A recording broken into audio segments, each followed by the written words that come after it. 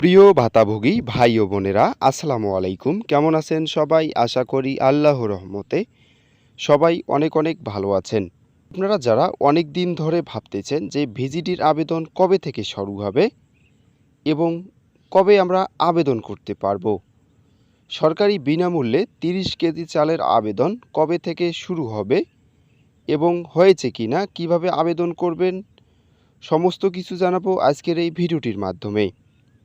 তার আগে আপনারা যদি আমার এই ছোট্ট চ্যানেলের নতুন দর্শক হয়ে থাকেন এবং এই ভিডিওটি যদি আমার ফেসবুক পেজ থেকে দেখেন, তাহলে অবশ্যই পেজটিকে ফলো করে দিয়ে চ্যানেলটিকে সাবস্ক্রাইব করে দিবেন। আপনারা ইতিমধ্যে অনেকেই জেনে গেছেন যে গত ৬ তারিখ থেকে কিন্তু ভিজিডির আবেদন শুরু হয়ে গেছে, কিন্তু ভিজিডির আবেদন শুরু হয়ে গেলেও অনেকেই কিন্তু এখনও আবেদন করতে পারতেছেন না। আসলে কি কারণে আবেদন করতে পারতেছেন না?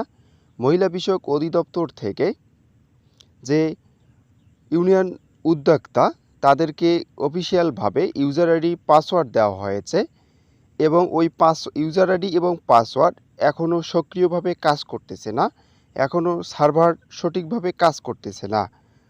হয়তোবা ১-২ দিনের ভিতরে সার্ভার ঠিক হয়ে গেলে আপনারা সুন্দরভাবে ভিজিডির আবেদনগুলো করতে পারবেন। সম্পূর্ণ বিনামূল্যে ৩০ কেজি চাল পেতে অবশ্যই আপনাদের ইউনিয়ন পরিষদের চেয়ারম্যান, মেম্বার এবং পৌরসভার মেয়র, কাউন্সিলরের সাথে যোগাযোগ রাখবেন। তাহলেই কিন্তু আপনারা সরকারি সম্পূর্ণ ৩০ কেজি চাল প্রতি মাসে পেয়ে যাবেন।